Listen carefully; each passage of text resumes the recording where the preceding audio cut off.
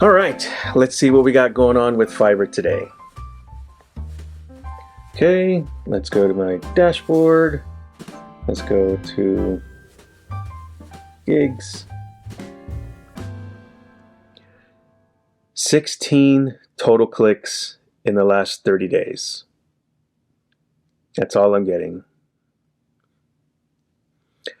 It's time to get serious about this. Welcome back to Day One Voiceover. My name is Robert Vienna, and this channel is documenting my journey into a new career into the voiceover business.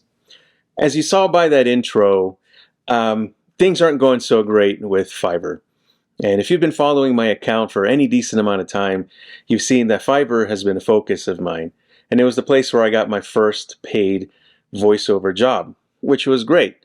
It was only what, 25 bucks or something like that, but it paid. And it kind of officially made me a paid voice actor. And I did subsequent videos talking about how I was going to put more effort into it, and I created an additional gig, changed things around to try and get more traction. Admittedly, I don't have all 4 gigs filled up yet, but with what I've been getting so far, I don't know that it's really going to make that much of a difference. And see, the thing is, what I found with Fiverr is that it requires a lot of upkeep. As I grow and I get better in this, and I start to update my demos and whatnot, then the idea is I should go back to Fiverr and re-upload a new demo that has supposedly better recordings. But then I find that I'd be doing that all the time, and it requires a lot of work to be constantly going back there to do that. And in the end, I'm doing all that work to fight for $50 jobs, $20 jobs, stuff like that. So it's getting to the point where it just doesn't feel like it's worth it. And I say this at the same time while I'm part of a Facebook group that focuses on Fiverr and Upwork. And the guy that manages it, I believe his name is Dane Scott, he just posted onto that he celebrated his $700,000 earned on Fiverr. That's absurd, and that's incredible that he's able to do that. And I've heard of plenty of other people. Bill DeWeese is someone that I've followed quite a bit on YouTube, and he talks about how his daughter earns 6 figures exclusively on Fiverr. She doesn't even go for other jobs, I don't believe. Maybe she does, but I know that on Fiverr, at the very least, it's enough to bring her 6 figures. Well, I must be missing the mark because I'm not even scratching the surface. As you can see here, I don't mind sharing this, but with the work I've put into it, with the effort that I've done, you've seen me do it, you've seen me put up the videos and all of that.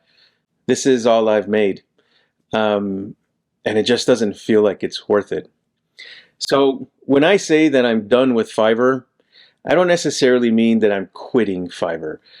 I put enough effort into it that I want to keep it going, and it's going to remain there.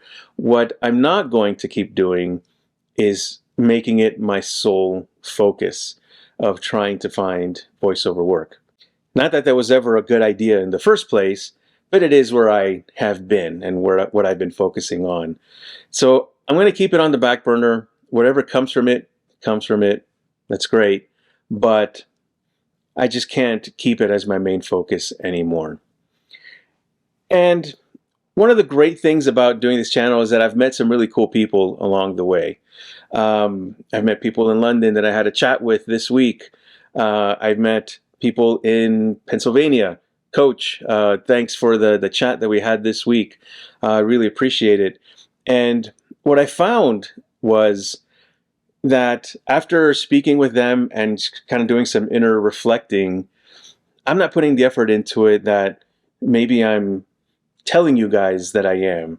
Not that I'm trying to fool you guys or anything, but the effort that I'm conveying here maybe isn't reflected with what I'm truly doing in the booth.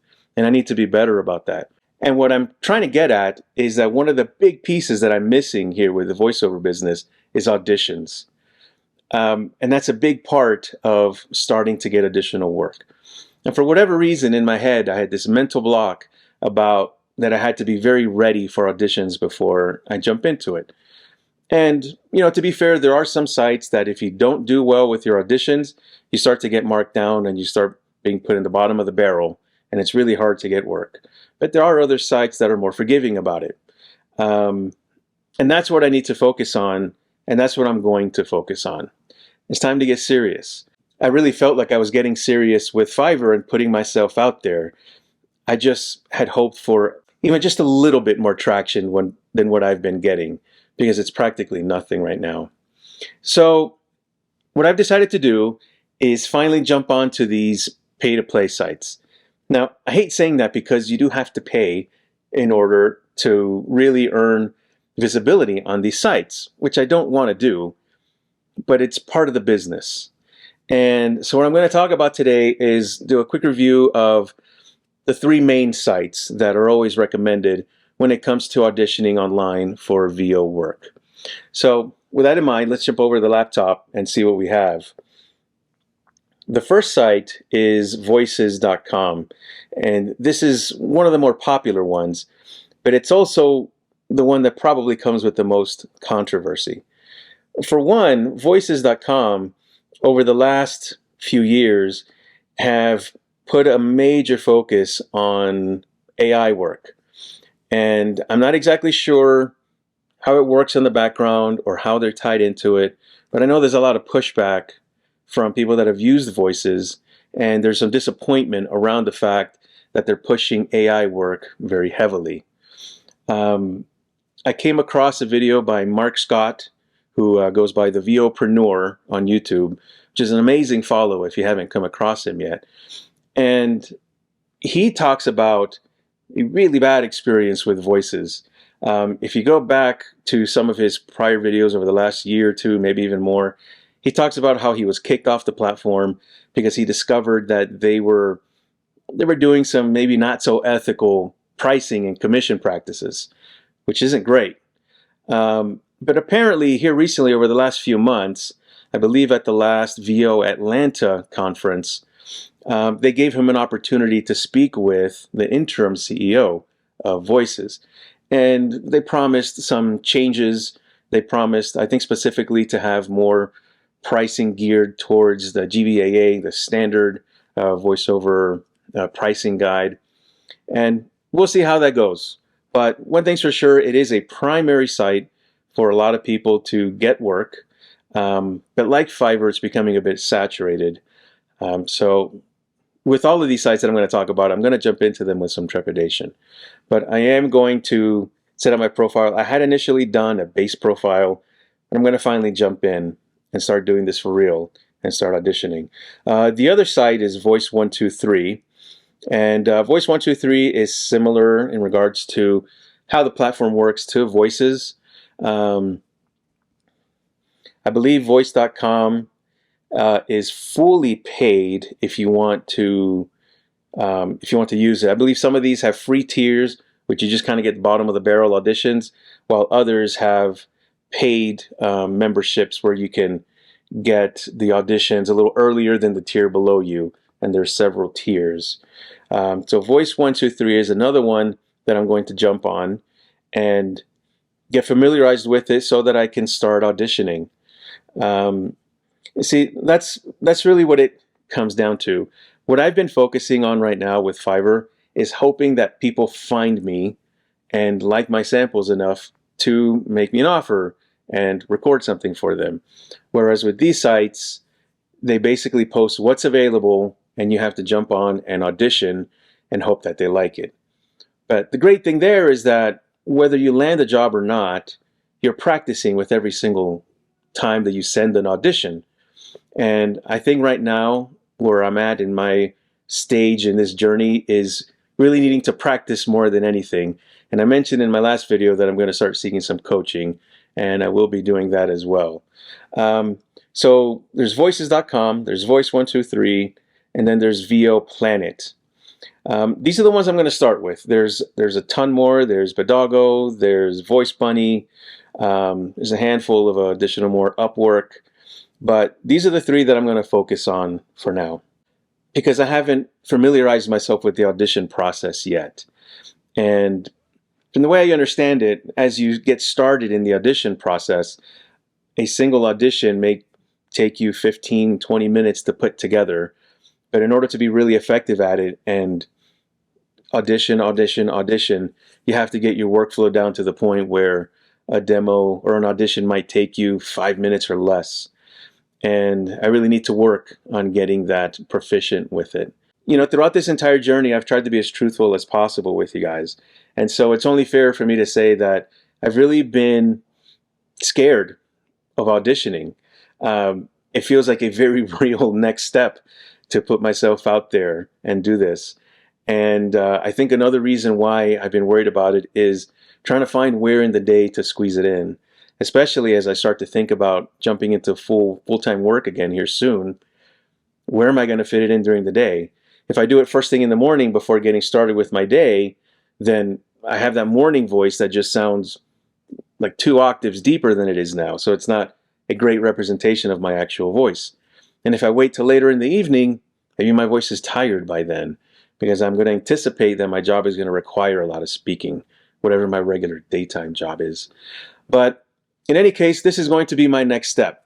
There isn't a lot to go over in this video, just to let you know that I think I'm done with making Fiverr a priority, and I'm officially going to put it on the back burner. I'm really appreciative to Brian at Ridgeback Productions for helping me get it started.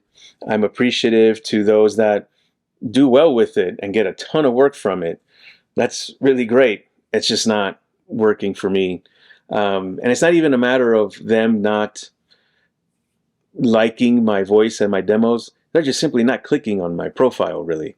All I'm getting are impressions and nothing more, despite the fact that I followed all of the recommendations and guidelines to get extra visibility. And so I'm going to start the audition process. I'm going to start putting my voice out there with genuine auditions and hopefully gain some traction that way. If you have any recommendations on any other VO websites where you might have gotten work in the past, where you think I should start next, in addition to what I'm showing here, then I'm all ears. Please let me know. Maybe there's something I don't know about. I believe Bidalgo is a very popular one, but not just anyone can sign up for it. I believe you have to have kind of an established portfolio, so to speak. So I don't know if I'm ready for that in particular yet. But in any case, I'm going to keep you guys posted. I've gotten a lot of followers because of my first Fiverr video and the success I had with it. And I feel like I'm betraying those followers a little bit by sharing that I just can't make it my main focus anymore. My apologies if you joined my channel to try and see how to be successful on Fiverr, because it's not working for me. And maybe there are other people out there that can give us some great advice.